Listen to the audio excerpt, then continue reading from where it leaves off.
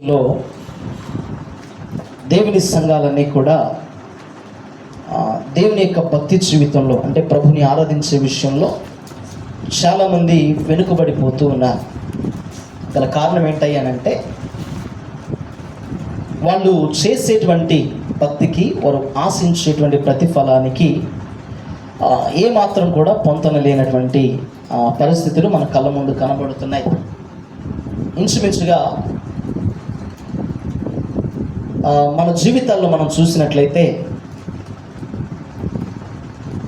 రాను రాను రాను రాను రాను క్రైస్తవ సమాజంలో కానీ సంఘాల్లో కానీ సేవకుల్లో కానీ ప్రార్థించేటువంటి విశ్వాసుల్లో కానీ ఏం కనబడుతున్నది అంటే ఒక కొరత కనబడుతున్నది.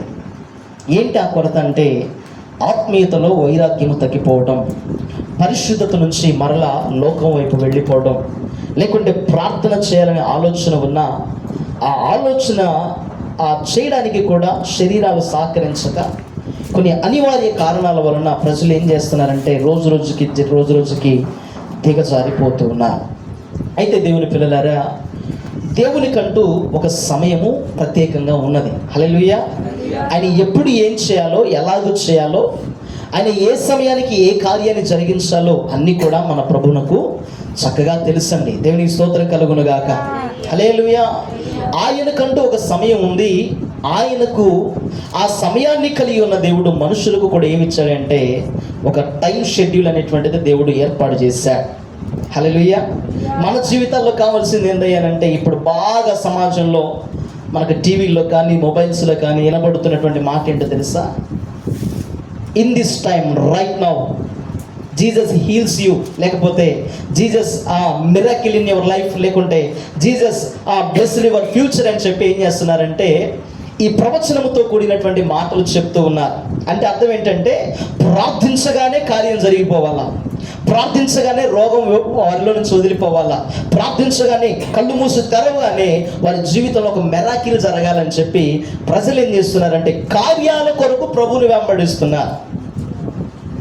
తద్వారా ఏం జరుగుతుందంటే ఆత్మీయ జీవితము పరిపక్వత చెందకుండా, అంటే ఒక విధానమైనటువంటి ఒక క్రమమైన పద్ధతిలో కట్టబడకుండా ఏం చేయబడుతుంది అంటే రోజు దిగజారిపోవడానికి గల కారణం ఏంటంటే మొట్టమొదటిది వాక్యము హృదయాల్లోనికి వెళ్ళకపోవడం, రెండోది వాక్యము విన్నదానిని మరిచిపోవడం, మూడోది ఏంటంటే విన్న వాక్యము ఫలించకుండా ప్రార్థన స్థాయి అంటే ప్రార్థన జీవితాన్ని కలిగి ఉండకపోవడం ద్వారా ఆత్మీయ జీవితాల్లో ఎదుగుదల లేదు. అయితే ఈ చివరి దినాల్లో సంఘం ఏం చేయాలి అంటే అత్యాశక్తి కలిగి ప్రార్థనలు చేయడానికి మెలకువ కలిగినటువంటి ఆత్మతో బ్రతకాలి అని, దేవుని చిత్తాన్ని తెలుసుకునే విషయంలో, పరిశుద్ధత కలిగి ఉండే విషయంలో, దేవునికి సమర్పణ జీవితాన్ని ఇచ్చేటువంటి విషయంలో, భక్తి వైరాగ్యంలో ఒక క్రమమైనటువంటి అలవాటును చేసుకున్న ఏ సంఘం అయితే, ఏ ఒక్క విశ్వాస అయితే, లేకుంటే ఏ సేవకుడైతే, ఏ యొక్క పరిశుద్ధమైనటువంటి గుంపు అయితే సిద్ధపరచబడతారో వారు విడిచిపెట్టబడకుండా కాపాడబడేటువంటి అవకాశాలు చాలా ఉన్నాయి. హల్లెలూయా. దేవునికి స్తోత్రం కలుగునుగాక. ప్రియమైనటువంటి దేవుని బిడ్డలారా, మనలాంటి ఆలోచన కలిగిన వాడు దేవుడు కాదు. మన ఆలోచనలు కొంచెమే, మన ఉద్దేశాలు కొంచెమే, మన తలంపులు కొంచెమే, కానీ మనము ఆరాధించే దేవుని యొక్క వాక్యం చెప్తున్న మాట ఏంటంటే నీ తలంపులు వంటివి నా తలంపులు కాదు, మీ ఆలోచనలు నా ఆలోచనలు వంటివి కావు. ఎందుకంటే భూమి కంటే ఆకాశం ఎంత ఉన్నతముగా ఉన్నదో నీ ఎడల నా ప్రణాళికలు, నా ఉద్దేశాలు, నా కార్యాలన్నిటినీ కూడా ఆయన ఏం చేస్తున్నాడంటే అలాంటి ఉద్దేశాలను ప్రభు కలిగి ఉన్నాడని దేవుని యొక్క లేఖనం తెలియపరుస్తుందండి. దేవునికి స్తోత్రం కలుగునుగాక. హల్లెలూయా. హల్లెలూయా. మంచిది దేవుని బిడ్డలారా, ఈ పగటి పూట దేవుని యొక్క వాక్యాన్ని మనము ధ్యానం చేసుకుందాం. పరిశుద్ధ దేవుని యొక్క బైబిల్ గ్రంథంలో నుంచి భక్తుడైనటువంటి యోబు గారు రాసినటువంటి పుస్తకము 24వ అధ్యాయము మొదటి వాక్య భాగాన్ని మనం చదువుకుందాం. యోబు పుస్తకము 24వ అధ్యాయము మొదటి వాక్యాన్ని మనము చదువుకుందాం. నియామక కాలములను ఎందుకు ఏర్పాటు చేయడు? ఆయనను ఎరిగి ఉన్నవారు ఆయన దినములను ఎందుచేత చూడకుండా ఉన్నారు. చాలండి. దేవుడు మాట్లాడుతున్నటువంటి మాట ఏంటంటే సర్వశక్తుడగు వాడు కొన్ని నియామక కాలాలను ఆయన ఏర్పాటు చేసుకున్నాడు. ఆయన ఎరిగి ఉన్నవారు కూడా ఏం చేస్తున్నారంటే ఆయన దినములను చూడకుండా ఉంటున్నారట. అంటే అర్థం ఏంటో తెలుసా? ప్రజలకి దేవుని ఉద్దేశం అక్కర్లా, దేవుని ఆలోచనలు అక్కర్లా. దేవుని యొక్క ప్రణాళికలో నీవెంత పరిపూర్ణత చెందుతావో, ఎంత ఆత్మీయ అభివృద్ధిని కలిగి ఉంటావో, ఎంత భక్తి వైరాగ్యాలతో నీ పరిశుద్ధ జీవితాన్ని కాపాడుకుంటూ ఆయన కొరకు నిరీక్షణ కలిగి ఎదురు చూస్తావో, అలాంటి వారి పట్ల దేవుడు కొన్ని ఆలోచనలను కలిగి ఉన్నాడు. దేవునికి స్తోత్రం కలుగునుగాక. దేవుడట ప్రతిదానికి సమయాన్ని కలిగించి ఉన్నాడు. ఆయన ప్రతిదానికి ఒక ఉద్దేశాన్ని కలిగి ఉన్నాడు. ప్రతిదానికి ఒక ప్రణాళికను నీ కొరకు నా కొరకు ఆయన సిద్ధపరిచాడు. కాబట్టి ఈరోజు క్రైస్తవులు అనబడినటువంటి వారికి కూడా దేవుని కార్యం ఎందుకు ఆలస్యం అవుతుంది, ఎందుకు జరగట్లేదు, ఎందుకు అసలు మన ప్రార్థన దేవుడు వింటున్నాడా, దేవుడు మన ప్రార్థన ఆలకిస్తున్నాడా, ఆయన నిజముగా ఉన్న దేవుడైతే మన జీవితాల్లో ఎందుకు కార్యాలు జరగట్లేదని ప్రజలందరూ కూడా ఏం చేస్తున్నారంటే నిరాశలోనికి, నిట్టూర్పులోనికి వెళ్ళిపోతున్నారు. కానీ బైబిల్ గ్రంథం చెబుతున్న మాట ఏంటంటే ఆయనకంటూ ఒక నియామక కాలాలు ఉన్నాయి. ఆయనకంటూ ఒక ప్రత్యేకమైన సమయం ఉంది. మనలాగా గాబర పడిపోయి, మనలాగా ఆతురత పడిపోయి, మనలాగా తొందరపాటు నిర్ణయాలు తీసుకొని ఆయన ఏం చేసేవాడంటే గబగబ కార్యాలు చేసేవాడు కాదు. హల్లెలూయా. ఆయన మన జీవితంలో కార్యం చేయాలంటే మనం అనుకున్న విధానంలో కంటే కూడా ఆయన చిత్తంలో మనం నడిపించబడినప్పుడే జరుగుతాయి. దేవునికి స్తోత్రం కలుగునుగాక. హల్లెలూయా. అమ్మ కొంచెం పక్క జరుగుతారు, స్టాండ్ తగులుతున్నారు. అంటే మన జీవితాల్లో దేవుడు ప్రతిదానికి సమయాన్ని పెట్టాడని పరిశుద్ధ బైబిల్ గ్రంథంలో మనం చదువుతున్నాం. చదవండి ఒకసారి ప్రసంగి గ్రంథము 3వ అధ్యాయము 8 నుంచి 11 వాక్యాలు మనం చదువుకుందాం. చదువుదారా ఒకసారి? ప్రసంగి గ్రంథము 3వ అధ్యాయము. చూడండి, ప్రేమించుటకును ద్వేషించుటకును యుద్ధము చేయుటకును సమాధానపడుటకును కష్టపడిన వారికి వచ్చిన లాభమేమి? నరులు అభ్యాసము పొందవలెనని కష్టానుభవమును నేను చూచి తిని. ఈ మాట అంటర్లైన్ చేసుకోనండి. దేని కాలమునందు అది చక్కగా ఉండునట్లు దేవుడు సమస్తమును ఆయన నియమించి ఉన్నాడు. నరుల హృదయమందుంచి దేవుడు చేయు క్రియలను పరిశీలనగా తెలుసుకొనుటకు అది చాలదు. హల్లెలూయా. అర్థమవుతుందండి? దేవుని యొక్క వాక్యం చెప్తున్న మాట ఏంటంటే దేని కాలమందు అది చక్కగా ఉండునట్లు ఆయన సమస్తమును కూడా అనుకూలపరిచి ఉన్నాడని, లేకుంటే నియమించి ఉన్నాడని, ఆయన ఒక ఉద్దేశాన్ని కలిగి ఉన్నాడని దేవుని యొక్క వాక్యం తెలియపరుస్తుంది. అయితే ప్రభు అంటున్నాడు కదా, శాశ్వత కాలము యొక్క జ్ఞానాన్ని నరుల హృదయాల్లో ఉంచాడు, కానీ అది తెలుసుకోవడానికి మానవుని యొక్క జ్ఞానం సరిపోదు. దేవుని స్తోత్రం కలుగునుగాక. హల్లెలూయా. దేవుని సన్నిధిలో ప్రభు యొక్క కార్యాలు చూడాలి అని అంటే, ప్రభు యొక్క మహిమ ఎంతదో, పరలోకములో దేవుని సంఘము కొరకు నిరీక్షణ కలిగి ఎదురు చూస్తున్నటువంటి ఆ పరలోకపు సైన్యం యొక్క ఆ నిరీక్షణ ఎలాంటిదో, మన కొరకు పరలోకములో దాచబడినటువంటి మహిమ ఐశ్వర్యం ఎలాంటిదో మనకు తెలియాలనంటే ఈ లోకంలో మనం ఏం చేయాలి అంటే ఆయన జ్ఞానమును పరిశీలన చేయాలి. దేవునికి స్తోత్రం కలుగునుగాక. ఈరోజు ఏదో శాస్త్రవేత్తలు, లేకపోతే ఆర్కియాలజిస్టులు, లేకుంటే సైంటిస్టులు, లేకపోతే ఫిలాసఫర్లు అందరూ కూడా ఏం చేస్తున్నారంటే ఆ పుస్తకాలు యేసుక్రీస్తు వారి గురించి రాయబడి ఉందా, ఈ గ్రంథాల్లో ఉందా, లేకపోతే ఫలానా పురావస్తు శాఖలో దొరికినటువంటి ఆధారాలను బట్టి దేవుడు ఉన్నాడు, నిజమే ఆ కాలంలో యేసు ప్రభు ఉన్నాడని చెప్పి నమ్మేటువంటి పరిస్థితుల్లోకి వచ్చారు. దేవుని పిల్లలారా, సైన్స్ ప్రూవ్ చేయడానికంటే ముందుగా, ఆర్కియాలజిస్టులు చెప్పడానికంటే ముందుగా దేవుని పిల్లలారా ఫిలాసఫర్లు, లేకుంటే పిహెచ్డీలు చేసిన వారు, తర్వాత వేదాంత విద్యలు, శాస్త్రవేత్తలు చాలా మంది వారి పరిశోధన తర్వాత జరిగినటువంటి విషయాన్ని దేవుడు ఉన్నాడని చెప్పడం కాదండి. ఒకానొక రోజు రాబోతున్నదట, ఆ రోజు ప్రజలందరూ కూడా ఏం చేస్తారంటే నిజమైన దేవుడు యేసయ్య అని ఒప్పుకొని రొమ్ము కొట్టుకుని ఏడ్చేటువంటి భయంకరమైనటువంటి రోజులు రాబోతున్నాయి. దేవుని స్తోత్రం. ఎవరో చెప్తే నమ్మడం కాదండి, ఎవరో దానికి ఆధారాలు చూపిస్తే నిజమే ఈయన దేవుడు ఉన్నాడని నమ్మడం కాదు, కానీ అసలు నిజమైనటువంటి విశ్వాసం ఏంటంటే నా జీవితంలో దేవుడు తలపెట్టిన కార్యము ఏనాటికైనా జరుగుతుంది కనుక నా విశ్వాసములో నేను సన్నగిల్లిపోకూడదన్న విశ్వాస యాత్రలో కొనసాగిపోయేటువంటి వారి జీవితంలో దేవుడు ఘనమైనటువంటి కార్యాలు జరిగించేవాడై ఉన్నాడు. దేవునికి స్తోత్రం కలుగునుగాక. హల్లెలూయా. ఎవరో ప్రూవ్ చేయాల్సిన అవసరం ఏముందండి? మొన్న మధ్య టీవీలో ఒకటి వచ్చింది, గలిలయ సముద్రంలోనట నీళ్ళంతా కూడా ఎర్రగా మారిపోయిందని, లేకపోతే యేసుక్రీస్తు వారు ప్రయాణించినటువంటి పడవ ఆ ప్రాంతంలో శిథిలావస్థలు దొరికిందని, ఆనాటి కాలంలో యేసుక్రీస్తు వారు ఉపయోగించారు కాబట్టి దేవుడు ఉన్నాడట. కానీ విశ్వాసం అనేటువంటి మాట ఏంటో తెలుసా? దేవుడు అంటున్నాడు కదా, చూచి నమ్మిన వారి కంటే చూడక నమ్మిన వారే ధన్యులు. మనకి ఏ ఆధారాలు అవసరం లేదు, ఎందుకంటే ఒక రోజు రాబోతుందండి, ఆ రోజు ప్రజలందరూ కూడా దేవుని గుర్తెరుగుతారు. ఈయన నిజమైన లోక రక్షకుడు, ఈయన పరిశుద్ధులైన దేవుడు, ఈయన ఆరాధనకు యోగ్యుడు, ఈయనకు ఒక రూపము లేదు, ఈయనకు ఒక స్థలము లేదు, ఒక ప్రాంతం లేదు, ఈయనకంటే ఒక నియామక కాలాలు, ఈయనకు ఒక పరిస్థితులు ఏమీ లేవు. ఆయన అన్నిటిలో ఆదిలో ఉన్నటువంటి దేవుడు అని చెప్పి జనులందరూ కూడా ఒప్పుకునే రోజు ఒకటి రాబోతుంది. దేవుని స్తోత్రం కలుగునుగాక. హల్లెలూయా. మీకు ఒక మాట చెప్తానండి, అప్పుడప్పుడు పరీక్షలు రాసేటువంటి పిల్లగాళ్ళు ఎగ్జామ్ హాల్కి వెళ్ళిన తర్వాత ఎగ్జామ్ హాల్ అంతటిలో కూడా క్వశ్చన్ పేపర్లు తీసుకొని ఆన్సర్ అంతా రాసి ఇంటికి వస్తారు. కానీ ఏదో ఒక క్వశ్చన్ మర్చిపోతారు, ఇంటికి వచ్చిన తర్వాత గబగబా ఏ ప్రశ్నలో నేను రాశానా, ఏ పుస్తకాన్ని ఏ పాఠంలో నేను చదివానా అని చెప్పి ఆ క్వశ్చన్ పేపర్లో ఉన్నటువంటి క్వశ్చన్ కోసం వెదిగినటువంటి తర్వాత వారికి తెలిసేటువంటి విషయం ఏంటంటే, నాయన ఈ ప్రశ్న నేను మర్చిపోయింది, ఇది నాకు ముందే తెలుసుంటే బాగుండేది కదా, అయ్యో అలా ఇలాంటి ఆన్సర్ నేను ఎందుకు రాలేకపోయాను. ఒకసారి సార్ దగ్గరికి వెళ్ళి నా క్వశ్చన్ పేపర్ నాకు ఇచ్చి మళ్ళీ ఆన్సర్ రాసిస్తానంటే ఇస్తాడా? చెప్పండి. అంటే దాని సమయము అయిపోయింది. అంటే ప్రతిదానికి దేవుడు ఒక నియామక కాలాన్ని పెట్టాడండి. ఆ కాలములో నీవేం చేయాలంటే దేవుని ఎరిగినటువంటి వాడవై నీ బ్రతుకును క్రీస్తుకు సంపూర్ణంగా అప్పగించగలిగినటువంటి వ్యక్తిగా నువ్వు మార్చబడాలి. దేవునికి స్తోత్రం కలుగునుగాక. హల్లెలూయా.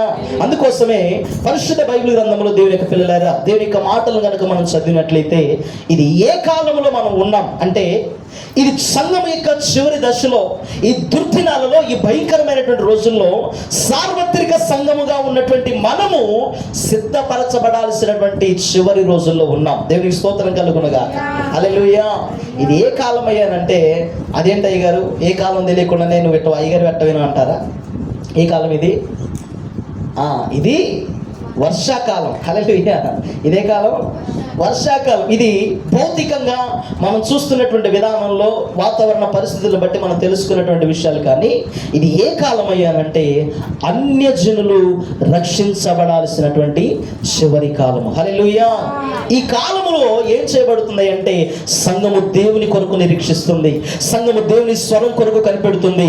సంఘం అంతా కూడా తమ భక్తిని కాపాడుకోవడానికి ఏం చేయబడుతున్నారంటే తమ పరిశుద్ధతను ప్రతిరోజు కూడా తమ యొక్క ఆత్మను శుద్ధి చేసుకుంటూ దేవుని కొరకు ఎదురు చూస్తున్నటువంటి ఈ చివరి రోజుల్లో మనం బ్రతుకుతున్నాం. దేవుని స్తోత్రం. హల్లెలూయా. ఇంకా ఆస్తులు కావాలి, ఇంకా ఆశీర్వాదాలు కావాలి, బ్యాంక్ బ్యాలెన్స్ నిండిపోవాలి, ఇంకా ఇంటి మీద ఇల్లు కట్టాలి, పిల్లలకు పెళ్లిళ్ళు కావాలి, ఉద్యోగాలు కావాలి, వ్యాపారంలో అభివృద్ధి చెందాలి, ఇక నష్టమే కలగకూడదు, నేను ఇక్కడ సుఖంగా బ్రతకాలనుకుంటున్నటువంటి వారు ఉన్నారే, వారందరూ కూడా విడిచిపెట్టబడేటువంటి భయంకరమైన దుర్దినాలలో ప్రజలు నివసిస్తున్నారు. హల్లెలూయా. సార్వత్రిక సంఘం అంతా కూడా ఏం చేయబడుతున్నది అంటే ఈ చివరి దినాల్లో దేవుని రాకడ కొరకు నిరీక్షణ కలిగి ఉన్నారు. దేవునికి స్తోత్రం. హల్లెలూయా. మీకు ఒక మంచి మాట నేను చెప్తానండి. పరిశుద్ధ దేవుని యొక్క బైబిల్ గ్రంథంలో నుంచి లూకా సువార్త 21వ అధ్యాయము 24వ వాక్య భాగాన్ని చదవండి. లూకా సువార్త 21వ అధ్యాయము 24వ వాక్య భాగాన్ని చదువుకుందాం. వారు చూడండి, వారు కత్తివాత కూలుదురు, చెరపట్టబడిన వారై సమస్తమైన అన్యజనుల మధ్య పోవుదురు. అన్యజనముల కాలములు చూడండి, వారు కత్తివాత కూలుదురు, చెరపట్టబడిన వారై సమస్తమైన అన్యజనుల మధ్యకు పోవుదురు. అన్యజనుల కాలము సంపూర్ణమగు వరకు యెరూషలేము అన్య జనముల చేత త్రొక్కబడును. హల్లెలూయా. అంటే ఇప్పుడు ఇది ఏ కాలంలో మనం ఉన్నామయ్యానంటే అన్యజనులు రక్షించబడాల్సినటువంటి కాలము, అన్యజనులు దేవుణ్ణి తెలుసుకోవలసినటువంటి కాలము. ఈ కాలానికి కొన్ని పేర్లు ఉన్నాయండి. ఇదే కాలం ఏనంటే మొట్టమొదటిదిగా ఇది అన్యజనుల కాలం, రెండవదిగా ఇది సంఘకాలము, మూడవదిగా ఏంటంటే ఇది పరిశుద్ధాత్మ దేవుని యొక్క కాలము, సువార్త ప్రకటించబడేటువంటి కాలము, అన్నిటికి మించి ఇది కృపాకాలము. దేవుని స్తోత్రం కలుగునుగాక. సంఘము పరలోకానికి ఎత్తబడినటువంటి తర్వాత, అన్ని జనులు విడవబడినటువంటి తర్వాత ప్రజలందరూ కూడా రొమ్ము కొట్టుకొని ఏడ్చి, అయ్యో ఎందుకు ఇలాంటి పరిస్థితులు నేను చేశాను, అయ్యో ఎందుకు యేసయ్య నిజమైన దేవుడైనా నమ్మలేకపోయాను, ఎందుకు నా మూర్ఖతను, నా యొక్క వ్యర్థ ఆలోచనలను, నా సొంత ప్రవర్తనను, నా సొంత జ్ఞానాన్ని, నా సొంత బుద్ధిని నమ్ముకొని నిజమైనటువంటి దేవుని ఎందుకు తెలుసుకోలేకపోయానా అని ఏడ్చేటువంటి భయంకరమైనటువంటి రోజుల్లో ప్రపంచ పరిస్థితులన్నీ కూడా నడుస్తున్నాయి. అయితే సంఘానికి ఒక హెచ్చరిక ఏంటి అంటే ఈ కృపాకాలాన్ని మనం వ్యర్థంగా పోనేయకూడదు. దేవునికి స్తోత్రం కలుగునగాక. హల్లెలూయా. అపోస్తలుడైన పౌలు కొరింథీ సంఘంలో రాసినటువంటి మాట ఏంటి? ఏమన్నాడు ఆయన? కృప అధికమగుచున్నదని చెప్పి మీకు ఇచ్చినటువంటి కృపను మీరు నిరర్థకం చేసుకోవద్దు, వ్యర్థం చేసుకోవద్దు. రక్షించబడ్డానులే, ప్రార్థనకు రోజు పోతున్నానులే, తర్వాత ఆదివారం మానకుండా ఆరాధనలో కూర్చుంటున్నానులే అని అనుకుంటున్నారేమో. కానీ దేవుడు ఏ స్థలం ఉందని, ఏ ప్రాంతంలో ఉన్నా నీ పరిశుద్ధ జీవితాలను చక్కగా కాపాడుకోవాలి. దేవుని యందు భయము భక్తి కలిగి జీవించేటువంటి వారమై మనమందరం కూడా ఉండాలి. హల్లెలూయా. ఇదే కాలం అంటే చెప్పండి, అన్యజనుల కాలం. హల్లెలూయా. ఏ కాలం ఇది? అన్యజనుల కాలము. అంటే అన్యజనుల కాలం అంటే ఏంటి పాస్టర్ గారు అని అంటే, పరిశుద్ధ బైబిల్ గ్రంథంలో పాత నిబంధన గ్రంథంలో మనం చూసినట్లయితే దేవుడు పాత నిబంధన గ్రంథంలో అన్యజనుల గురించి అసలు పట్టించుకోవడమే మానేశాడండి. ఆయన ప్రణాళిక, ఆయన ఉద్దేశం, ఆయన ఆలోచన, ఆయన తలంపులన్నీ కూడా ఎవరి పక్షాన ఉన్నదయ్యారంటే యూదుల పక్షాన మాత్రమే ఉంది, అనగా ఇశ్రాయేలీయుల పక్షాన ఉంది. దేవుడి లోకంలో మానవుని తయారు చేసినప్పుడు ఆదాము అనబడినటువంటి వ్యక్తిని ఎప్పుడైతే దేవుని యొక్క మహిమను, దేవుని యొక్క మాటను నిరర్థకం చేసి దేవుని యొక్క మహిమను పోగొట్టుకున్నాడో, ఆ పోగొట్టుకున్నటువంటి ఆ మహిమను మరలా మానవులకు తిరిగి ఇవ్వాలని ఆయన ఏం చేశారంటే ఒకనిలో నుంచి, ఎవరిలో నుంచి?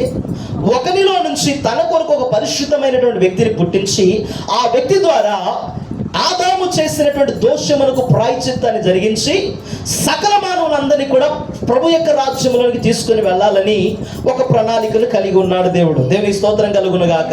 హల్లెలూయా. అంటే మానవుని జీవితంలో పోగొట్టుకున్నటువంటి మహిమను తిరిగి మరలా ఇవ్వడానికి దేవుడు అనాదిలోనే ఒక సంకల్పాన్ని కలిగి ఉన్నాడు. నా వైపు చూడాలి జాగ్రత్తగా. ఆదాము నుంచి ఎవరు పుట్టారు అంటే కయ్యూను, హేబెలు పుట్టారు. ఈ కయ్యూనేమో తమ్ముడి మీద ఏం చేశాడంటే కోపాన్ని పెంచుకుని తమ్ముడిని నిర్దాక్షిణ్యంగా చంపేశాడు. మరలా దేవుడు ఆలోచన కలిగి ఉన్నాడు, వీడి సంతానం ద్వారా ఇంకా రాబోతున్న కాలంలో ఒక్క నీతిమంతుని నేను పుట్టించుకోవాలని. తర్వాత ఎవరు వచ్చారనంటే హానోకు, తర్వాత మెతుషెల అని చెప్పి అట్లా అట్లా అట్లా అనుకుంటూ వచ్చేసరికి అక్కడికి వచ్చారంటే నోవహు కుటుంబం వచ్చింది. దేవునికి స్తోత్రం కలుగునుగాక. నోవహు తన తరము వారందరిలో నిందారహితుడై ఆయన నీతిని కలిగి కృపను పొందుకున్నటువంటి వ్యక్తి కనుక ఆయనలో నుంచి అనుకున్నాడు కదా, ఈయనలో నుంచి ఒక పరిశుద్ధుని నేను పుట్టించాలనుకున్నాడు. తర్వాత జరిగినటువంటి విషయం ఏంటంటే ఆయనకున్నటువంటి 3 కుమారుల నుంచి దేవుడు మరొక గోత్రాన్ని ఎన్నుకున్నాడు. ఆయన గోత్రం నుంచి వచ్చినటువంటి వాడు ఎవరై అంటే అబ్రహాము. హల్లెలూయా. అబ్రహాముతో అంటాడు, అయ్యా నిన్ను అనేక జనములకు తండ్రిగా చేస్తాను, నేను నీకు చూపించే దేశానికి వెళ్ళు, అక్కడ నిన్ను ఆశీర్వదిస్తాను, నీ నామాన్ని గొప్ప చేస్తాను, నీ పేరును అత్యధికంగా చేస్తానని చెప్పి దేవుడు మాట్లాడాడు. అక్కడ నుంచి కొంచెం ముందుకు వచ్చాక ఎక్కడ జరిగిన విషయం ఏంటంటే ఆయన మరల ఎవరిని ఎన్నుకున్నాడంటే ఇస్సాకుని ఎన్నుకున్నాడు. తర్వాత ఇస్సాకు నుంచి యోసేపుని ఎన్నుకున్నాడు, యాకోబుని ఎన్నుకున్నాడు, యాకోబు నుంచి యోసేపుని ఎన్నుకున్నాడు. ఇలాగూ ఇంచుమించుగా 4000 సంవత్సరాల వరకు కూడా ప్రజలు ఎలాగూ ఉన్నారు అంటే బానిసత్వంలో మగ్గిపోయారు. దేవునికి స్తోత్రం కలుగునుగాక. హల్లెలూయా. ఇలాంటి వారందరినీ కూడా దేవుడు ఏం చేశాడు అంటే నీతిమంతులుగా, యోగ్యులుగా, పరిశుద్ధులుగా మార్చి ఆయన ప్రణాళిక అంతటిని కూడా యూదుల పక్షాన్ని నెరవేర్చడానికి వచ్చాడు దేవుడు. హల్లెలూయా. అన్యజనుల కోసం దేవుడు రాలా, అర్థమవుతుందండి?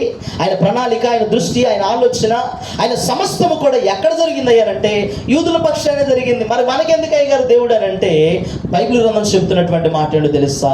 వాక్యములో చక్కగా ఒక మాటను మనం చదువుదాం ఒకసారి చదవండి. యోహాను సువార్త మొదటి అధ్యాయము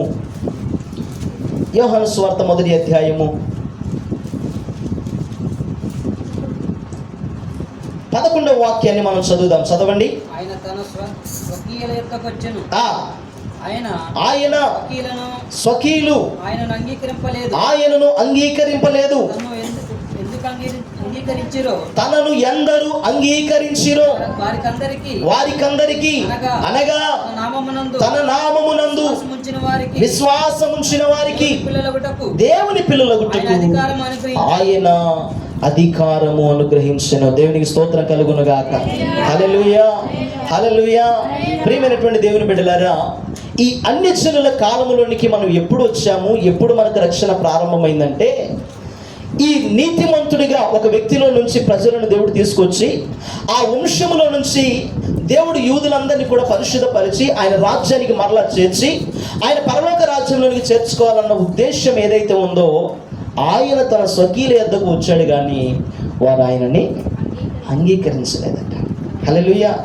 మా పితరులు చేసినటువంటి దోషం, మా తల్లిదండ్రులు చేసినటువంటి పాపం, ఏ పాపం అయితే ఉందో ఆ పాపమే మమ్మల్ని బానిసత్వంలో ఉంచింది, ఆ పాపమే మాకు విడుదల కలిగించకుండా ఉంది, ఆ పాపమే మాకు విమోచన దయచేయకుండా ఉన్నది. కాబట్టి ఆ పాపము నుంచి మమ్మల్ని విడిపించేవాడు ఒకడు వస్తాడు, ఆయన మా పాపము నుంచి విడిపిస్తాడని ఎదురు చూస్తున్న సమయంలో యేసుక్రీస్తు వారు అనుకున్న దానికంటే రివర్స్లో వచ్చాడు ఆయన. హల్లెలూయా. వారు ఎలా అనుకున్నారు? ఆయన రాజుగా రావాలనుకుంటే రాజు ఎలా వస్తాడు? గుర్రం మీద రావాలా. ఆయన ఎలా వచ్చాడు? మరి గాడిద మీద వచ్చాడు. రాజు అంటే కిరీటం ఉండాలా. ఈ రాజు ఏం పెట్టించుకున్నాడంటే ముళ్ళ కిరీటాన్ని పెట్టించుకున్నాడు. రాజు అంటే మహిమ, చాలా విలువైనటువంటి వస్త్రాలు వేసుకోవాలా. యేసయ్యేమో దీన వస్త్రాలు వేసుకున్నాడు. హల్లెలూయా.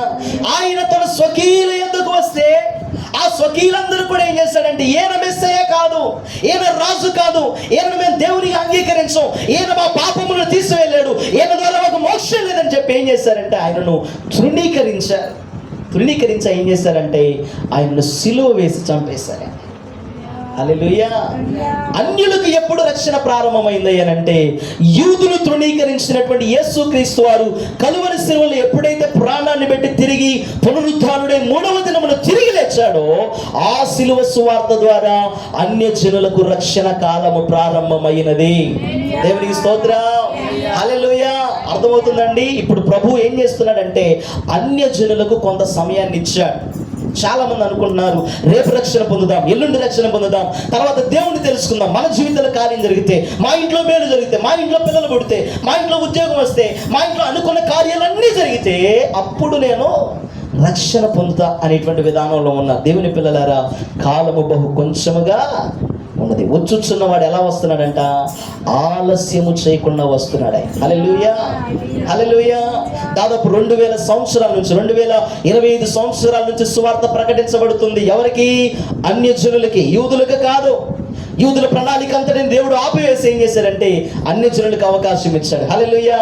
దీన్ని ఏమంటారంటే కృప అంటారు. దేవునికి స్తోత్రం. దేవుడు లేని ప్రజలం మనం, దేవుని యొక్క వాగ్దానం లేని ప్రజలం మనం, దేవుని యొక్క ఆధిక్యత లేనటువంటి ప్రజలం మనం. అయినా దేవుని యొక్క ఉన్నతమైన కృప ఆయన రక్షణలోనికి మనల్ని ఉచితముగా తీసుకొని వచ్చింది. దేవునికి స్తోత్రం కలుగును గాక. హల్లెలూయా. ఒక వాక్యం చదవండి. కొరింథీయులకు రాసినటువంటి రోమీయులకు రాసిన పత్రిక 9వ అధ్యాయము.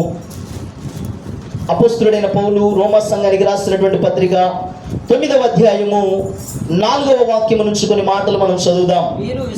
చూడండి, వీరు ఇశ్రాయేలీయులు దత్తపుత్రత్వమును, మహిమయు, నిబంధనలను, ధర్మశాస్త్ర ప్రాధాన్యతను, అక్షరాధారులను, వాగ్దానములను వీరివి పితరులు వీరివారు శరీరమును బట్టి క్రీస్తు వీరిలో పుట్టెను. దేవునికి స్తోత్రం కలుగును గాక.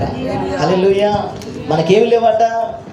వాగ్దానం లేదు, నిబంధన లేవు, మహిమ లేదు. ఏమండి అర్థమవుతుంది? ధర్మశాస్త్ర విధులు లేవు, అర్చనాచారాదులు లేవు, ఏమండి వాగ్దానాలు లేవు, ఏమి కూడా మనము లేనటువంటి ప్రజలమండి. దేవునికి స్తోత్రం కలుగునగాక. హల్లెలూయా. అర్థమవుతుందండి.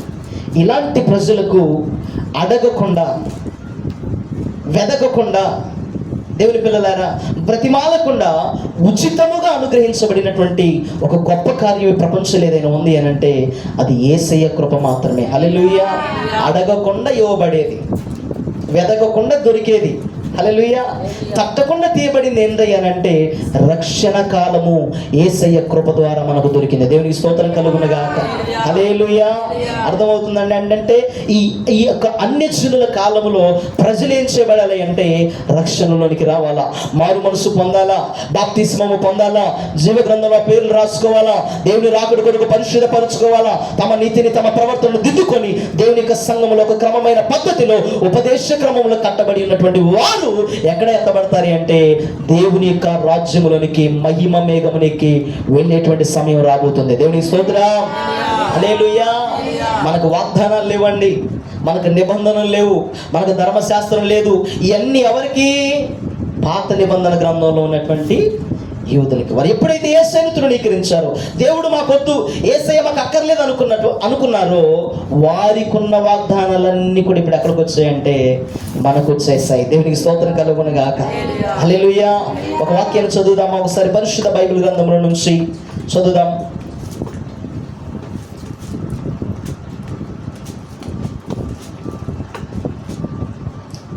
ఎఫెసీయులకు రాసినటువంటి పత్రిక 2వ అధ్యాయము, ఎఫెసీయులకు రాసినటువంటి పత్రిక 2వ అధ్యాయము 11 నుంచి కొన్ని మాటలు మనం చదువుదాం. చదవండి. కాబట్టి మునుపు శరీర విషయములో శరీరమందు చేతితో చేయబడిన సున్నతి గలవారు అనబడిన వారి చేత సున్నతి లేని వారు అనబడిన మీరు ఆ కాలమందు ఇశ్రాయేలుతో సహపౌరులు కాక, చూడండి, ఆ కాలమందు ఇశ్రాయేలీయులతో సహపౌరులు కాక దేశులను వాగ్దాన నిబంధనము లేని, చూడండి, మనకట ఇశ్రాయేలీయులతో సమానమైనటువంటి వారసత్వం లేదు. ఎప్పుడు?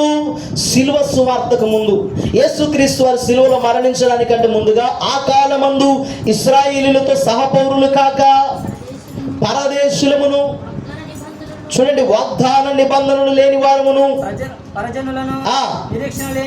నిరీక్షణ లేని వారును, లోకమందు దేవుడు లేని వారునై ఉండి క్రీస్తుకు దూరస్తులై ఉంటిరని మీరు జ్ఞాపకము చేసుకొనుడి. అయినను మునుపు దూరస్తులమైన మనము క్రీస్తు యేసునందు క్రీస్తు రక్తము వలన ఏమైపోయామంట? మనం సమీపస్తులమైపోయాం. దేవునికి స్తోత్రం కలుగునుగాక. హల్లెలూయా.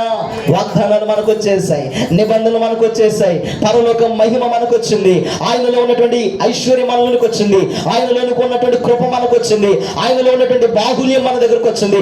ఆయన ద్వారా సమస్తము కూడా యేసయ్య కృప ద్వారా మనకు ఉచితముగా దయచేయబడ్డాయి. హల్లెలూయా. పాత నిబంధన గ్రంథంలో అయితే బలులు అర్పించాలా, పాత నిబంధన గ్రంథంలో అయితే పాపం చేసిన ప్రతి దానికి వెల చెల్లించాలా, అబద్ధం ఆడితే పావురాన్ని, హత్య చేస్తే ఎద్దుని, ఏమండి మోసం చేస్తే కోడెలను, తర్వాత మేకలను, గొర్రెలను, కోళ్లను, ఇలాగ చెప్పుకుంటూ పోతే అన్నీ కూడా ప్రజల యొక్క పాపాన్ని తీసివేయలేకపోయాయి. కానీ నా దేవుడు ఏం చేశాడే అంటే ఉచితంగా తన పరిశుద్ధమైన రక్తాన్ని నీ కొరకు నా కొరకు ఆయన కాల్చాడు. హల్లెలూయా. మన కొరకు కలువరి శిలువలో మరణించాడు ఆయన.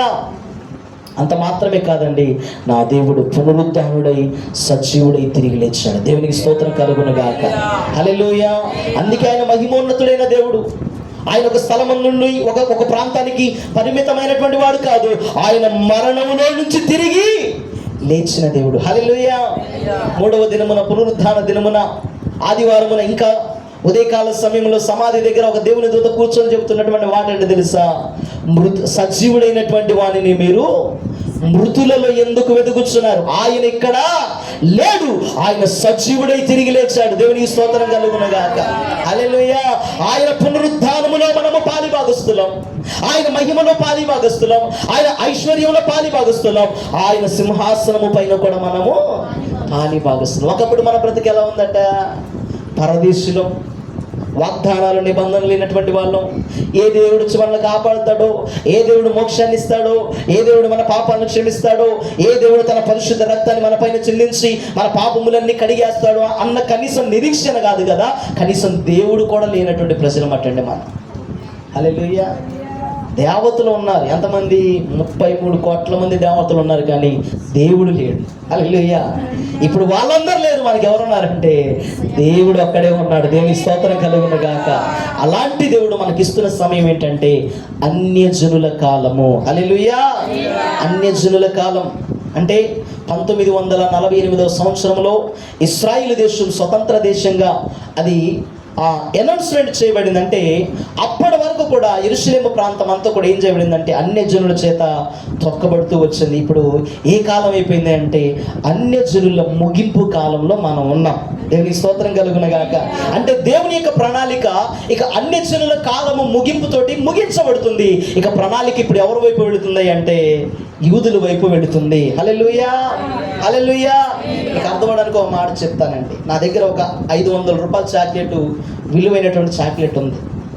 ఒక అబ్బాయిని పిలిచి అన్నాను, అరే చాక్లెట్ నీకోసమేరా అని అంటే వాడన్నాడు, నాకొద్దయ్యా ఆ చాక్లెట్, నాకొద్దయ్యా అన్నాడు. అప్పుడు నేనేం చేశానంటే వాడిని ఆపేసి పక్కన ఇంకొకరిని పిలిచి వాడికి ఇచ్చేసా. హల్లెలూయా. వాడు చక్కగా తిని అంత అనుభవించి అంటున్నాడు, బా చాక్లెట్ ఎంత కమ్మగా ఉందో, ఎంత బాగుందో, ఎంత రుచికరంగా ఉందో, ఇంకో చాక్లెట్ ఇస్తే బాగుందని ఈడు అనుకుంటుంటే ఇప్పుడు వాడికి ఆశ కలుగుతుంది. ఏంటో తెలుసా? తినాలి అని. అయ్యో ఎందుకు పోగొట్టుకున్నాను, అయ్యో దాని విలువ నాకు అర్థం కాలేదని. ఇప్పుడు యూదులు ఏం చేస్తున్నారంటే మెస్సయ్యను సొంత రక్షకునిగా అంగీకరించడానికి సిద్ధపడుతున్నారు. దేవునికి స్తోత్రం కలుగునుగాక. అంటే అన్యజనుల కాలం ఆగిపోయింది. అందుకోసమే మనం ఏం చేయాలంటే యేసయ్యలో అంతం వరకు మన విశ్వాసాన్ని కాపాడుకుంటూ వర్ధిల్లుదుముగాక. ఆమె. హల్లెలూయా.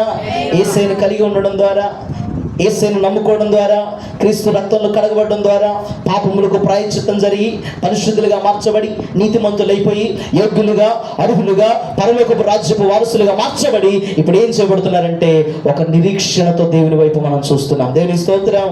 ఒకప్పుడు పరలోకం వెళ్ళాలన్న ఆశ లేదు, ఒకప్పుడు దేవుని రాజ్యంలో ఉంటాడు, ఆయన రాజ్యానికి వెళ్ళాలన్న కోరిక మనకు లేదు. కానీ యేసు క్రీస్తు వారి శిలువ సువార్త లేకుంటే ఆయన రక్షణ కార్యం ఎప్పుడైతే మన పట్ల ఆరంభమైందో ఆ రోజు నుంచి మనం ఏం కలిగి ఉన్నామంటే ఒక నిరీక్షణను కలిగి ఉన్నాం. దేవుని స్తోత్రం కలుగునుగాక.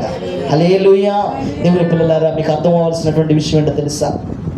ఆదాము పోగొట్టుకున్నటువంటి మహిమ దేహం, ఆదాము పోగొట్టుకున్నటువంటి ఆ మహిమ శరీరము మరలా తిరిగి యేసయ్య మనకు ఇవ్వబోతున్నాడు. దేవునికి స్తోత్రం కలుగునుగాక.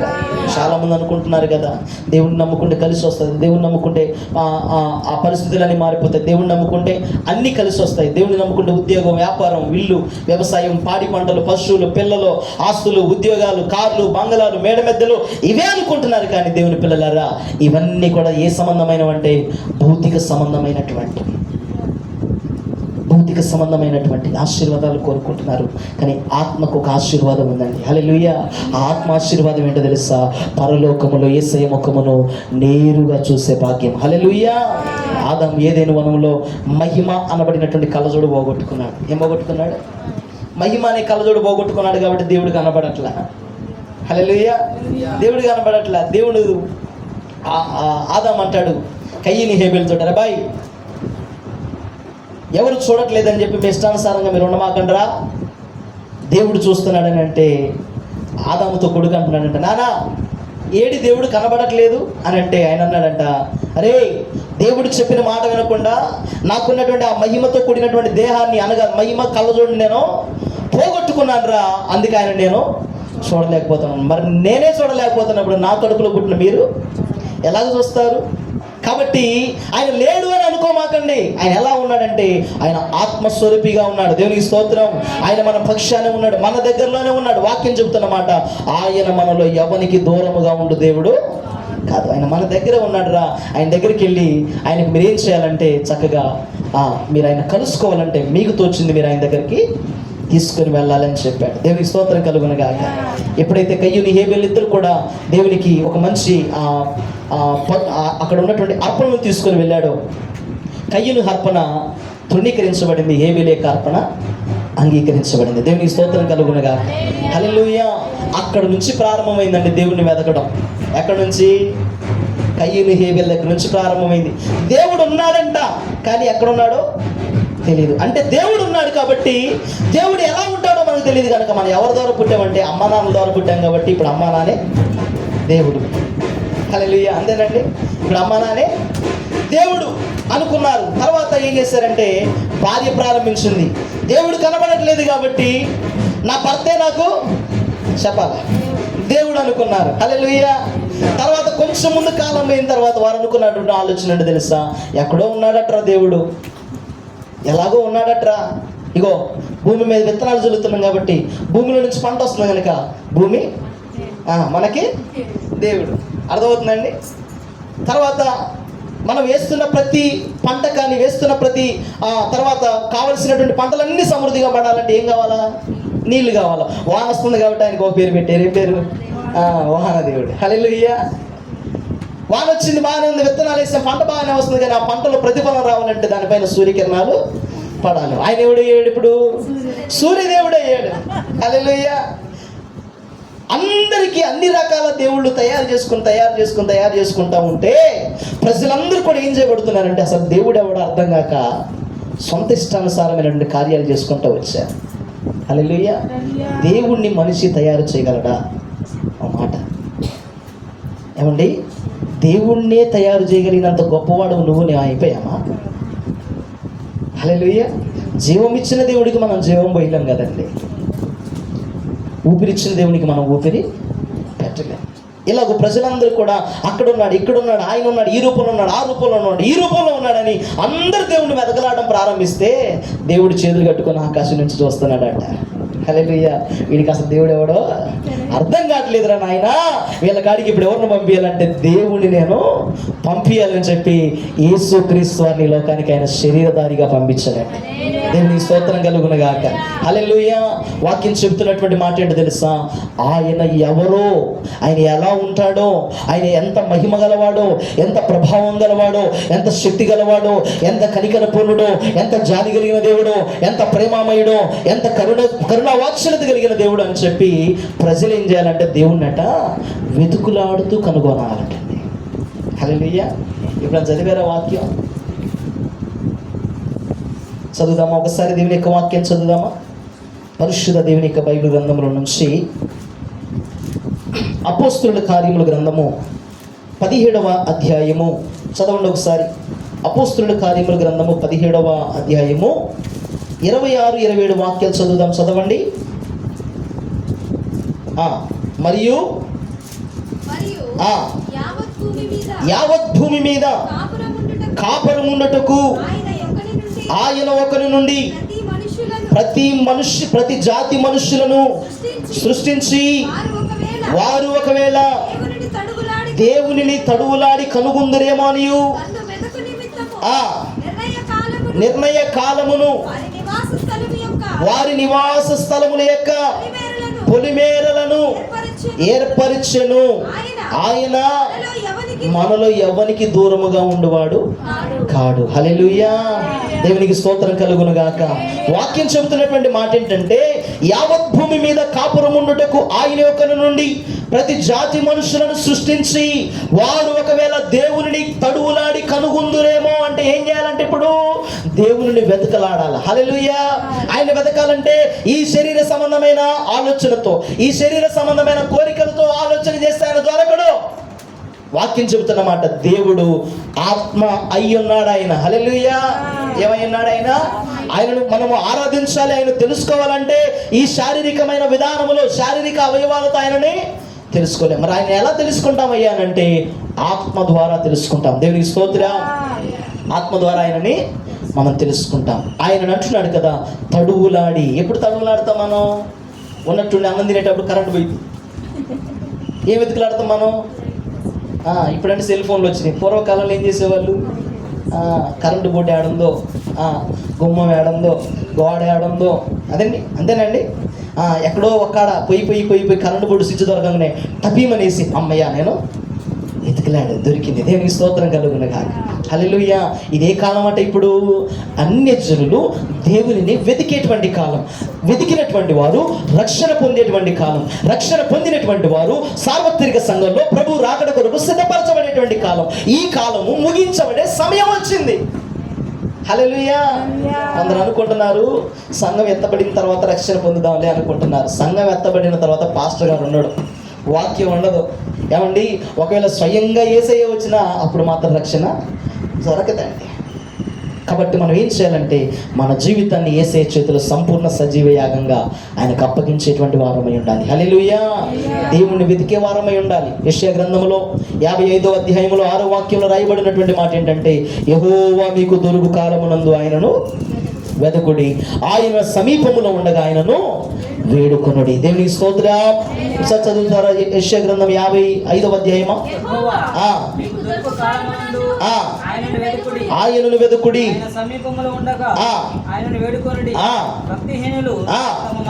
చూడండి ఏం చేయాలట?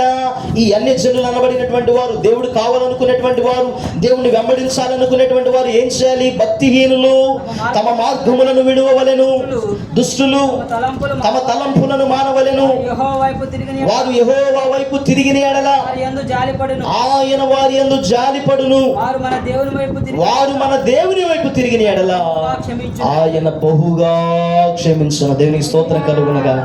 హల్లెలూయా.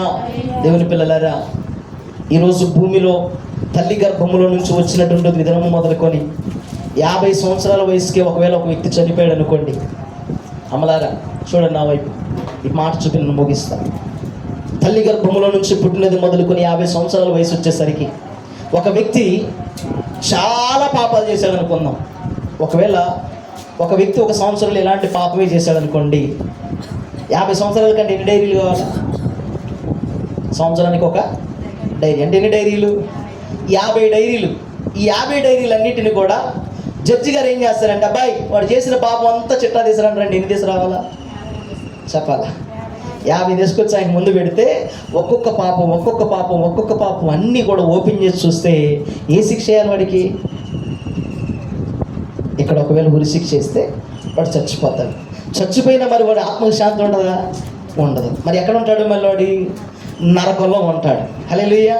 నరకంలో నుంచి ఎప్పుడైనా బయటికి రాగలుగుతాడా? బయటికి రావడానికి అవకాశమే లేదు. అంటే ఈ 50 సంవత్సరాల జీవిత చరిత్ర ముగించబడే సమయానికి నీది 50 బండిళ్ళ పుస్తకాల పాపాల చరిత్ర కావచ్చు, లేకపోతే 1000 పుస్తకాల చరిత్ర కావచ్చు, ఏమండి, లేకపోతే 1,000 పుస్తకాల చరిత్ర కావచ్చు. కానీ నీవు ఆయన వైపు తిరిగి, హల్లెలూయా, నీ తలంపులను మానుకొని, నీ ఉద్దేశాలు మానుకొని, నీ బ్రతుకును మార్చుకొని, నీ పరిశుద్ధ జీవితంలోనికి దేవుడు నువ్వు ఆహ్వానించి, ప్రభువా నువ్వు నన్ను క్షమించవా అని ఆయనను వేడుకోగానే ఆయన అంటున్నాడు కదా, ఆయన బహుగా క్షమిస్తాడంట. హల్లెలూయా. ఒక పెద్ద కట్టని పాపాల లిస్టు మొత్తాన్ని ఏం చేస్తాడంటే అగ్గిపుల్ల కాల్చి పక్కన పడేసి, అబ్బాయి ఒక్క పాపం వండేది లేదురా, నువ్వు విడుదల పొందావని చెప్తాడట దేవుడు. దేవుని స్తోత్రం కలుగునగాక. అంటే ఇప్పుడు యేసయ్యను నమ్ముకోవడం ద్వారా యేసయ్యను వెతికేటువంటి కాలము కొంచెమే. చాలా చివరి రోజుల్లో, భయంకరమైన రోజుల్లో, భూమి యొక్క చివరి అంశంలో మనం ఉంటున్నాం. దేవునికి స్తోత్రం కలుగునగా. హల్లెలూయా. సేవని ఎంతమంది చూశారు? సేవని ఎంతమంది చూశారు? సేవ నోరుని ఎంతమంది చూశారు?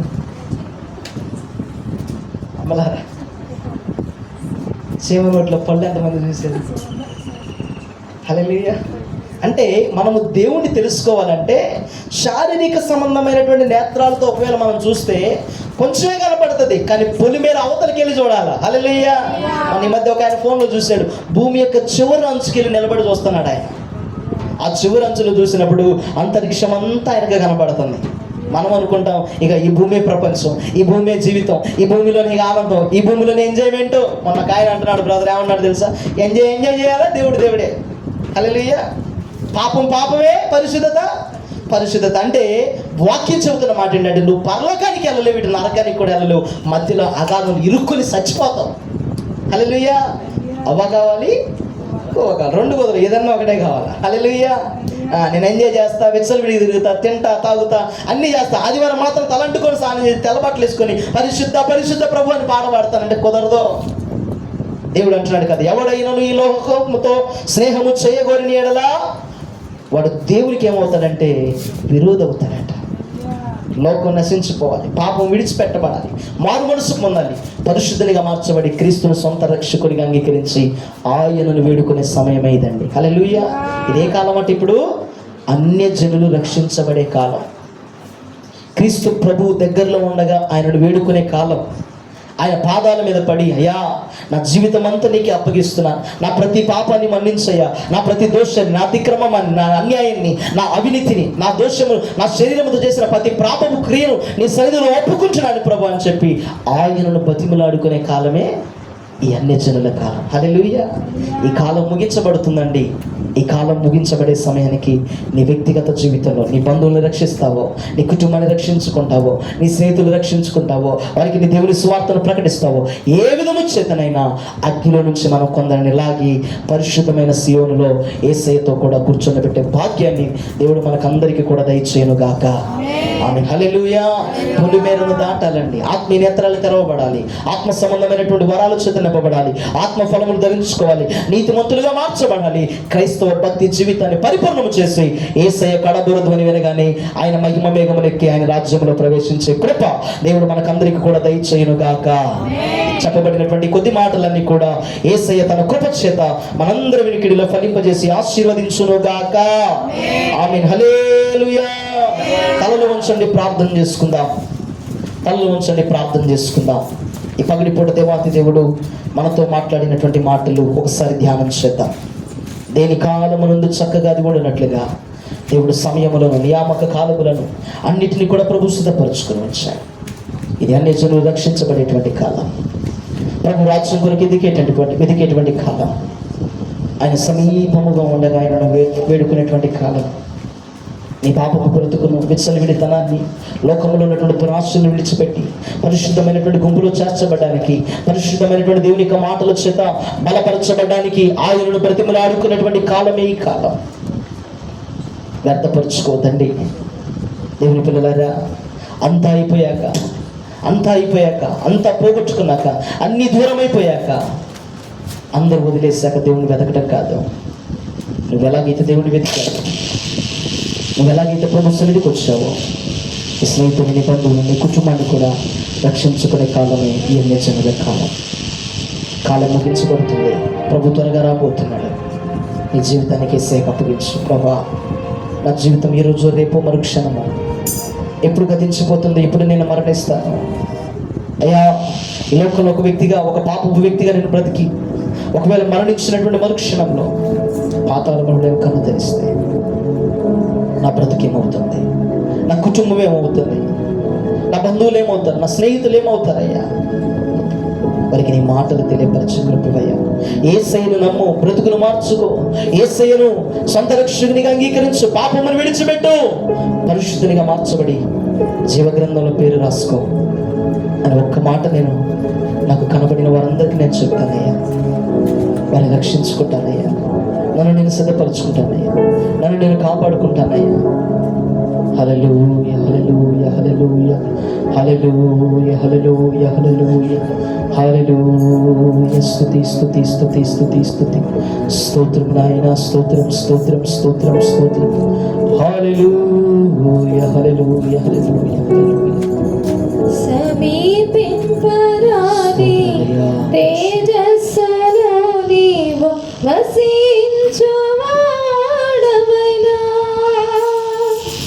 మా సమీపమునకు దిగి వచ్చినావు, నీ ప్రేమ వర్ణింపతరమా. మా సమీపమునకు దిగి వచ్చినావు, నీ ప్రేమ వర్ణింపతరమా. యేసయ్యా, నీ ప్రేమెంత బలమైనది, యేసయ్యా, నీ కృప ఎంత విలువైనది, యేసయ్యా, నీ ప్రేమెంత బలమైనది, యేసయ్యా, నీ కృప ఎంత విలువైనది. సమీపించరాని తేజస్సులోని నశించువాడవైనా